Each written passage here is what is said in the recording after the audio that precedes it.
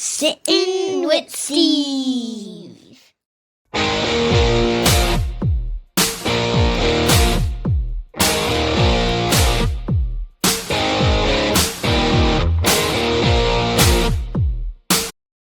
Soon as I could.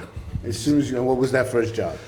My first job was, actually, believe it or not, it was in the back room of a Salmaria, cleaning, cutting up cold cuts, making sausage, cleaning sausage pans, things like that. D&S Meats, I was in the 7th grade. $2 an hour. Poor Richmond. There you go. Make the mozzarella? No, I never got that far. I was more the pan cleaner.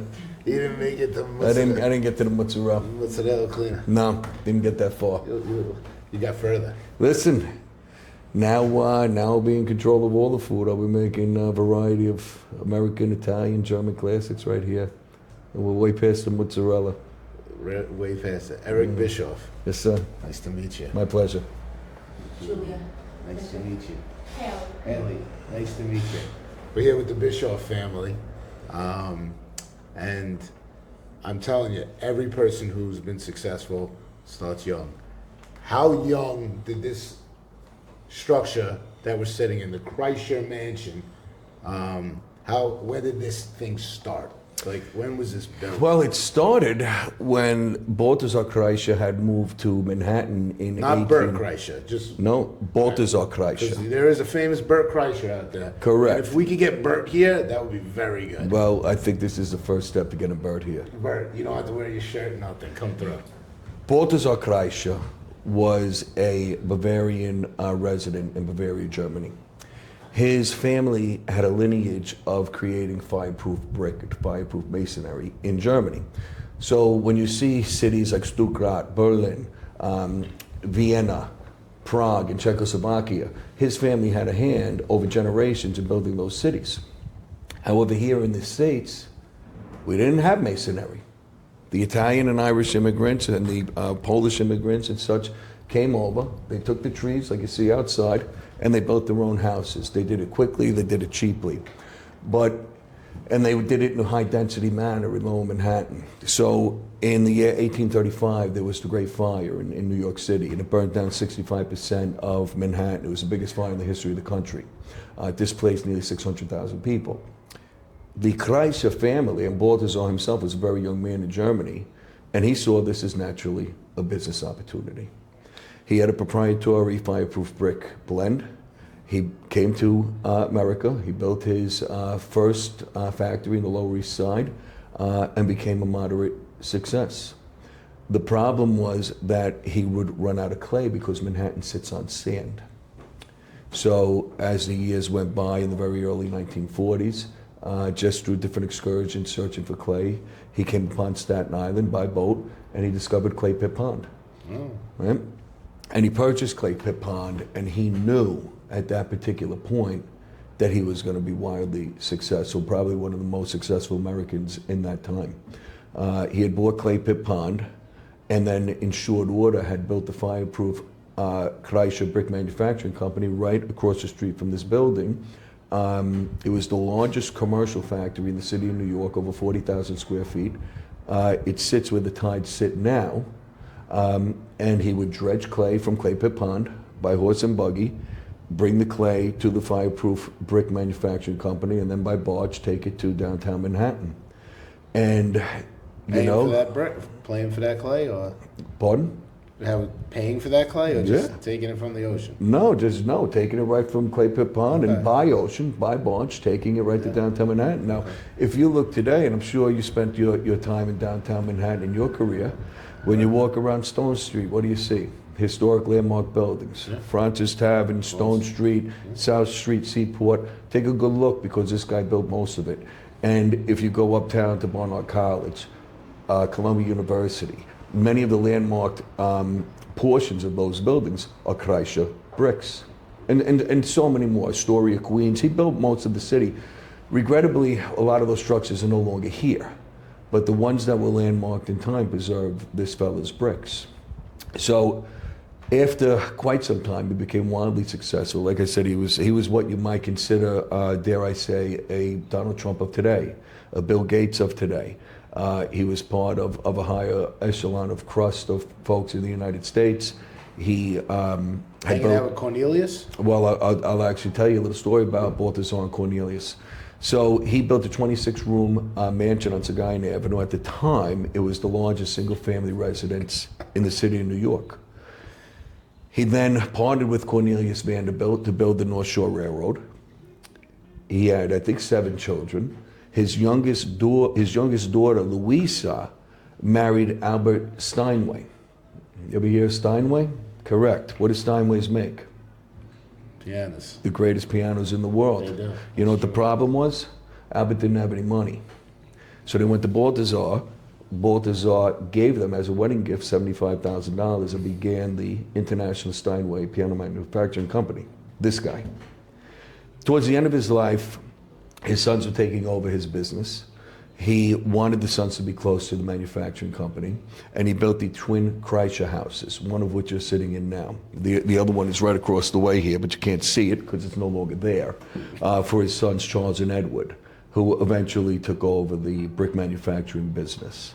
So that's a little bit about his story, just a little bit, but that's how this building had come to be. And it was finished in 1885, I believe. 1885. Yeah.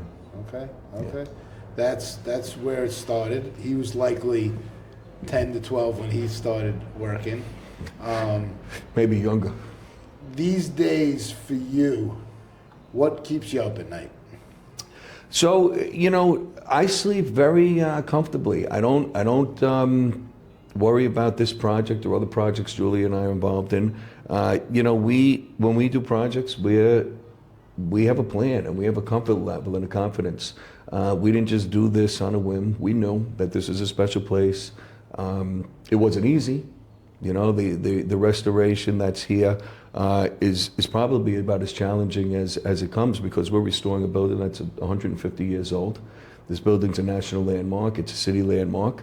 It has to be handled with extraordinary care, and we do that. And, you know, we work hard at it, and when we go to bed at night, we're really proud of this project. No worries, So no anxiety. You're sleeping good. I'm 8 hours a night. Sleeping like a baby. 8 hours a night. 6 to 9. 6 to 9. All right, it's important. Mm-hmm. If you're gonna be doing great things, you gotta have to recharge the battery. Your cell phone doesn't run forever, neither do you. 100%. But I will tell you, we have so much confidence in this project. You know, it's a blessing for us. It's not something that we, you know, let's pretend for a minute this business doesn't work, and we believe very strongly it will. It's okay. You know, we're doing this to restore this building. Julia had started a not-for-profit, an educational foundation. What is it called? The Kreischer Mansion Historical Society Foundation, and that's Julia's. It's a not-for-profit. When the restaurant opens here, anyone who would like to dine here must be a member of the not-for-profit. The not-for-profit money is going to go 100% into showcasing this house to the children, people in the community, people who want to learn about the history of this building. Also will go towards the maintenance of this facility. So this is bigger than just being a wedding hall, which it will be. It's bigger than just being a private membership dining club. It's also, the most important thing is a non-for-profit. So folks like maybe the people that are watching your show will understand the historical significance of this building. And, you know, as Staten Islanders, right, you want to strive for greatness. You want to try to be a good part of the community. Well, who better to tell that story than the fellow that built this house? So, speaking of him, when Mr. Kreischer was putting it sounded like it was like I could make a 28-bedroom house, and then Cornelius made his 29-bedroom house. And I got my tomb. You know, I could see that there was probably a healthy rivalry. Sure. And, you know, these guys running things. What do you think was going through his mind putting up when he was in the middle of this? Well, I can tell you from what I've read, and I've read a lot, he was a business pioneer, clearly. But once he became successful, he was also a philanthropist. He had built a large church right here in what was called Kreischerville. He donated the church. He was the founding member of Dry Dock Savings Bank, which was the first savings bank in Staten Island. He started that bank because Staten Island did not have a bank.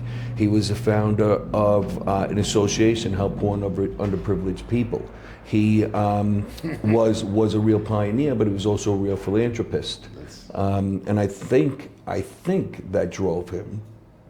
I would guess. Clearly he was driven by success and making money. Who isn't? But I think that there was a whole other side to him that was, a philanthropist.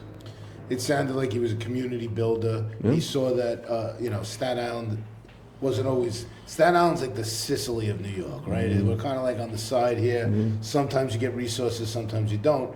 And I know from Cornelius, I took the ferry to work downtown Manhattan. Mm-hmm. So I needed Cornelius's boat to get to Kreischer's land down there. Fair enough. So I'm very aware of kind of how they worked there, and you're 100% right. You need to have a certain mindset. Yeah. It sounds like there's a shared mindset of past and present kind of melding, and the house is going to have. You're not going to stand this long without some energy in here. I'm sure that you feel it. I'm sure that it's felt, and for people that do study energy, which is more modern science stuff coming, it's in here. I can feel it for sure. There are a lot of people who want to take on big projects. They want to take the bite out of life. They want to do it. Not everybody does it. I think that the people that are doing it, there's probably something wrong with us, but there is something right with us. Yeah. To that person who's maybe a little younger than you or in your same shoes, I'd like if you could look at the camera and then finish this sentence. Right. I don't know who needs to hear this, but. I don't know who needs to hear this, but if you want to do good for yourself, if you want to do good for your family, if you want to do good for your community, it only takes thought. That's it. It just takes thought, commitment, and a special idea, and belief in yourself. And it truly is that simple. But you must feel that very strongly. You have to really summon that energy, just like you said, the study of energy.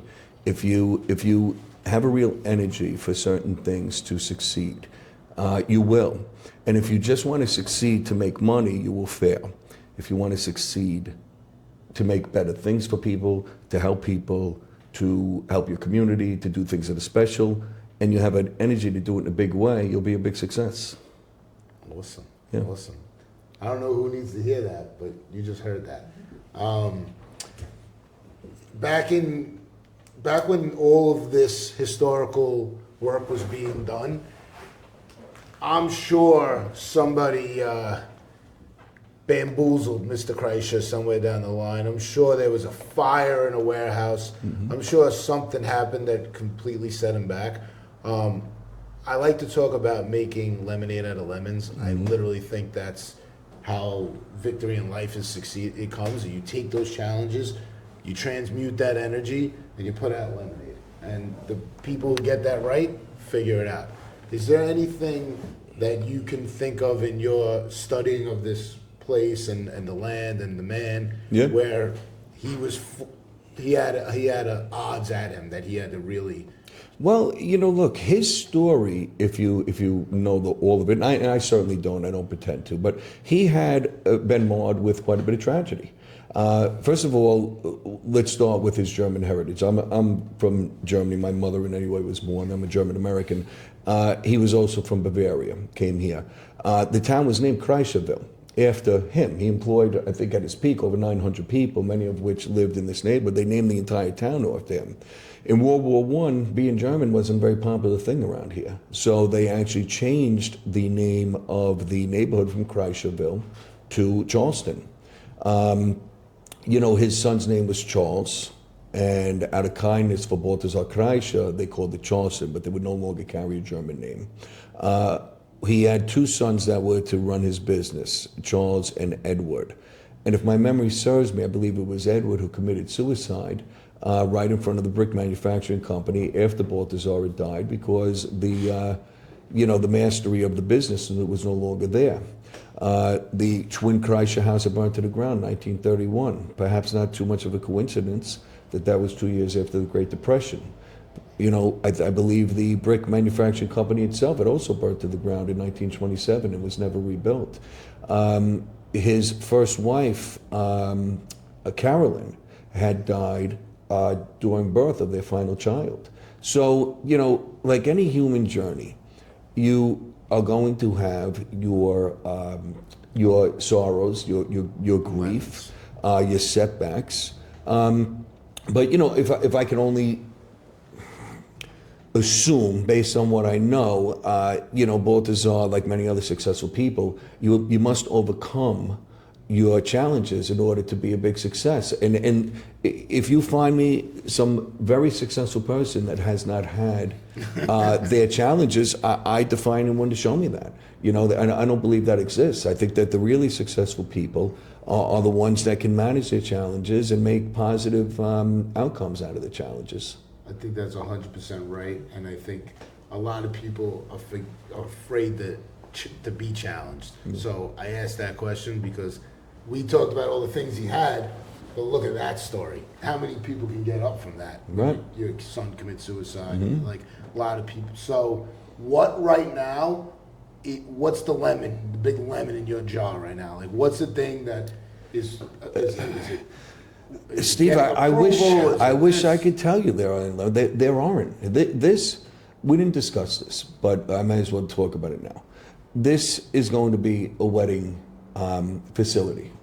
Julia and I are opening a magnificent atrium right behind the building. I know. The mansion itself will house bridal suites, photography studios. We're going to have architectural landscaping that's going to match for the time period of the 1880s, and we're going to be able to have beautiful photo shoots for the brides and the grooms.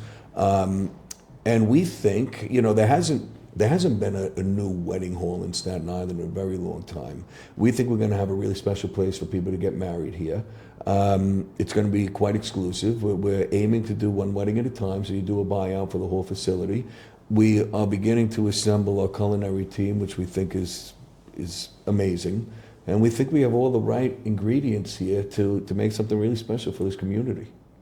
You'll get those lemons too, don't worry. We'll get them. That's all right. I've had lemons my whole life and made lemonade. This isn't our first rodeo. That's it. And that sounds great. How many, how large of a group are you planning on? Well, it depends on what comes with the approvals. We're hoping for something that would accommodate medium to large size weddings, but we're not quite there yet. The days of the 300 person wedding, which I had one of those. Yeah. Now, listen, I'm in the wedding business. That's one of the things I'm involved with. I've been in the wedding business a very long time. And weddings have changed. It used to be to go to a big grand ballroom and eat until you can't move out of the seats, and that was wonderful. And that's still there. And that's still going to be a viable option for a lot of brides and grooms. But nowadays, the young people have changed dramatically to more of historical settings, farm-to-table style menu. Pictures are of paramount importance. People will tend to have the wedding ceremonies at the facility as long as the pictures will allow for it. Less people get married in church. I'm not saying that's a good thing or a bad thing. It just happens to be a reality. When folks get married here, they're going to be able to be married right in front of the mansion. We have a beautiful processional area for the bridal party and the bride to walk out from. You'll have some of the best pictures you could take in the city of New York right here on this property. And then we'll have indoor-outdoor cocktail hours within the mansion. People can see, the historical beauty of this place, and then be able to transition into the atrium for the reception. We own the entertainment business, Julia and I, so we'll have some great options for entertainment. Production, and we're hooked up with really some of the best wedding professionals you could find. So we're going to be able to offer something really unique and extraordinary here. This sounds great. Mm-hmm. I know it. So you guys seem like a great team, and a lot of the answers, I'm going to ask for a different answer here, because in order to wear all these hats and to be able to do all these things, you need support and motivation. Correct. Obviously, the team, the family is the number one thing, and if you don't have that, it's harder to be successful. You still could do it, but like I say with my wife, like when people say 1 + 1 = 2, 1 + 1 = 3, and anyone who has kids knows that. It's just how it is. So that's how we multiply. That's how we do things. But outside of your family, where are you going to for support and motivation? Where are you leaning on?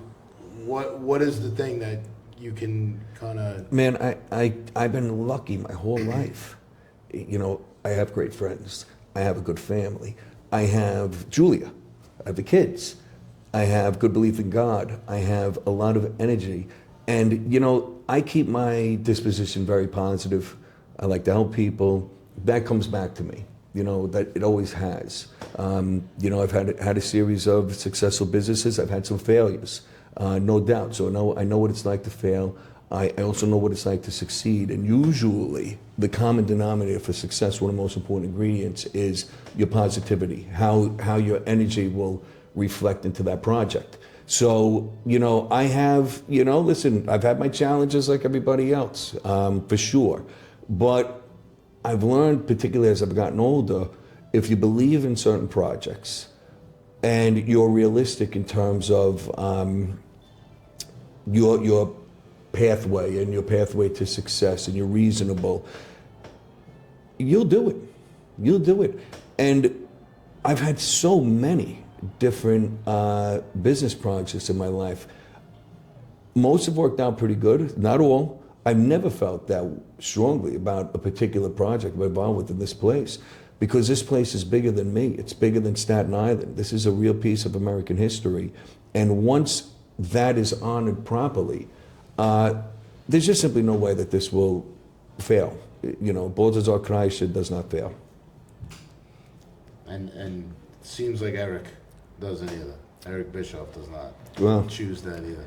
Not in this one. And and I agree, karmically, if you're helping others, that help is going to come back to you. So going to everyone for support and motivation is fine, because everyone has, I always like to say, anyone could teach you something. Sure. Everyone. Definitely. Canada, everything. So that's great. Do you know if Balthasar was he like in a church, or like where was he going? Was it Cornelius? Cornelius? Press 1. I think it Cornelius. The way the history books were written, he and his family were extremely close after Louisa married Albert Steinway. Because Steinway Village in Astoria? Steinway was also a German immigrant like Balthasar. Yeah. So the families became extraordinarily close. They would boat together. They would go around, on their boats in the Hudson. They would, they would basically do everything together. So it seems that they were very close. I think, though, if you want to achieve something really special, you have to. It's bigger than just having a good network of business associates and friends and family. All of that's important. But I met plenty of people in my life that had all those wonderful things and couldn't succeed in their projects. I think that's a different way of thinking about things to come to a deep and meaningful success. And I know I said it before, and I don't want to repeat myself. If you only do something just for money, you will fail. There's no doubt. But if you do something for a bigger purpose than money, and you really believe in it, you will succeed, and you will make more money than you ever thought. That's the way, it works most of the times. I'll let you know. Yes, and I will. One foot in front of the other. That's right. I do agree. And I also believe you don't know fate, but you can have faith. Sure. And if you have faith and you do those things, you let the next stone will reveal itself. Right. And in that unknown. You have not probably read the book yet, but you will get a nice fat copy of it. Excellent. I like to talk about pro tips. And in Wall Street, there's a lot of pro tips. Things that can help somebody avoid an issue that maybe they didn't even know was coming. Mm-hmm. What is a pro tip that you've developed, and it could be any part of your businesses. It could be a wedding hall pro tip, overall pro tip, life pro tip, but like pro tip. I'll give 3. Ooh, you get 3. I'll give 3. 3 for the price of 1. That's I'm going to give 3. There is no substitute ever for hard work. Always keep your word, even if it's very hard to do that. And even if that means you take a loss, you have to keep your word. And lastly is think of things that are bigger than yourself, bigger than making money. And if you do that in a big way, you'll get big things. And I've had a blessed, extraordinary life by thinking like that. I went to high levels in my career in business, in city government, the fire department, and now here. It's just that philosophy that's carried me. It's 3 for 1, folks. Maybe you don't 4. Get that everywhere. Yeah. I mean, I think you could write a whole book on pro tips. Is what I think. Well, maybe I'll write a book with our recipes, and I'll make a wedding book for the Kreischer, a recipe book for the Kreischer Mansion, and then I'll split that with the beautiful history of this place. And we have some Staten Island artists that can help you if you want some illustration part of the Creative Postures team. That'd be wonderful. Yeah, that would be fantastic. We could work on that. I've heard some music here, so I imagine that you're a proponent of music, and you're in the wedding business. So what is that song for you? No, it's okay. It's okay. It's been a long day. It's been a long week. It's not You're working. That's part of the job. Yeah. Man, I don't have a go-to song. I really don't.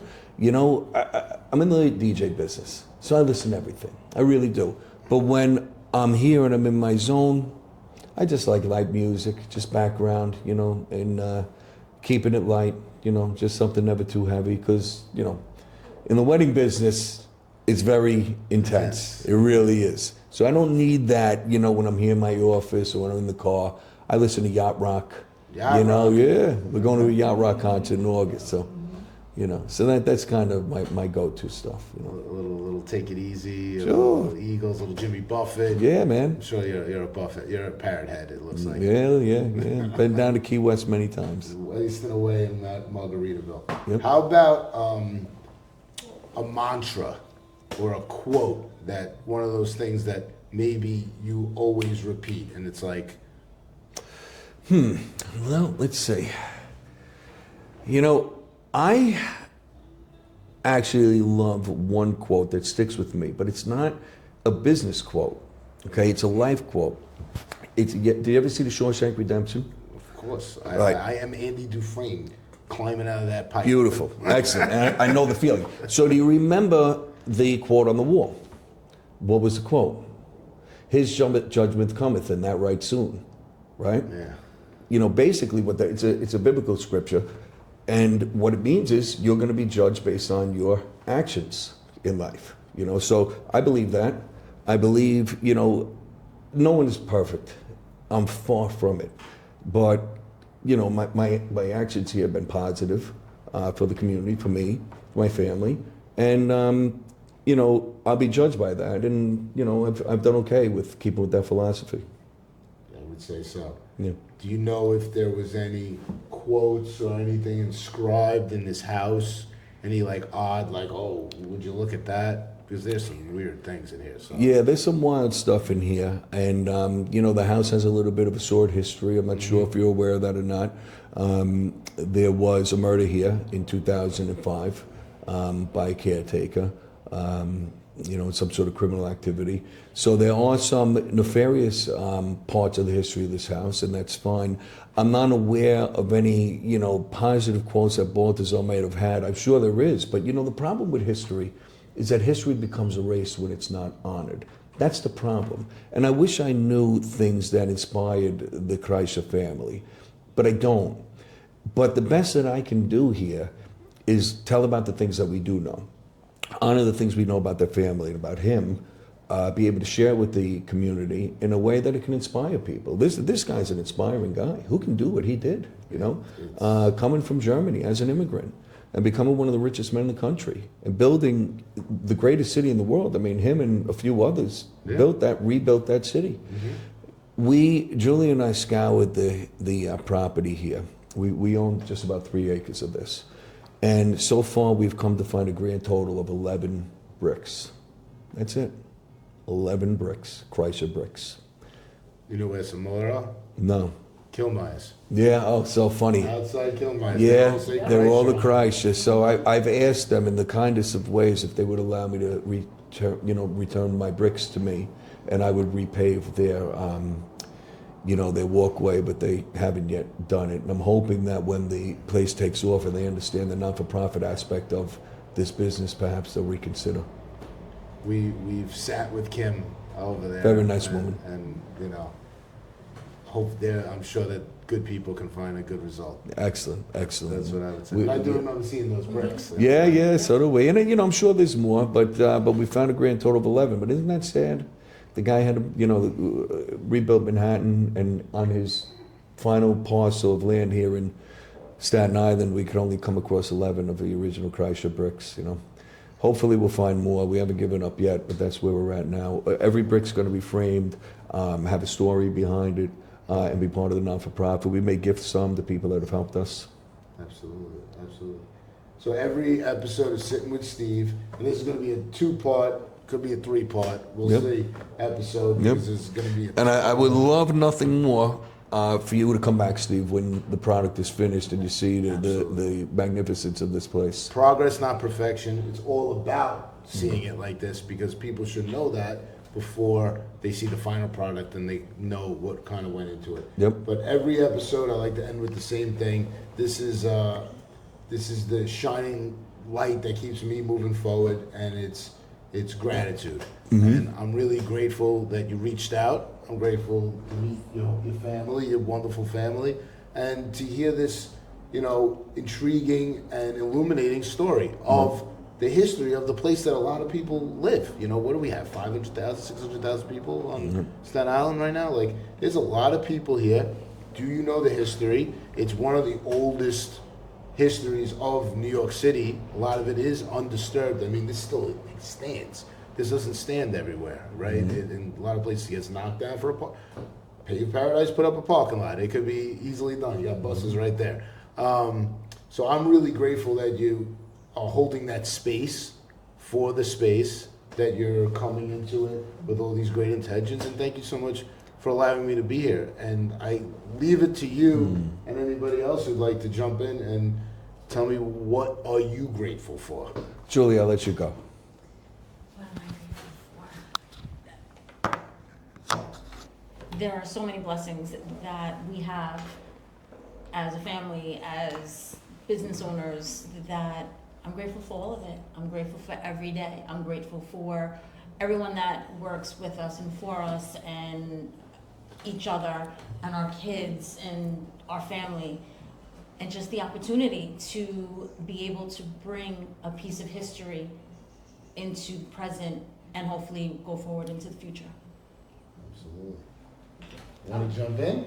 I agree. I think that this project's going to be very, very good, and I think I'm very grateful for it, very grateful for my family, very grateful for everything. Eric, you got to take us away. All right. Well, I could tell you I'm most grateful that I had an opportunity to do this. I wanted to reinvent this property for a very long time, but I don't live particularly far away from this property. So, I think that it was the right person at the right time. And for that, really, I am grateful, because I believe in this project. I think it's going to be a wonderful asset to the community, and I'm proud that we had the chance to do it. So for everybody at home, we're with Eric Bischoff and family at the Kreischer Mansion. This has been part 1 of Sitting with Steve. Just wait to see what this place turns into. Thanks for sitting with Steve. Steve, thank you so much.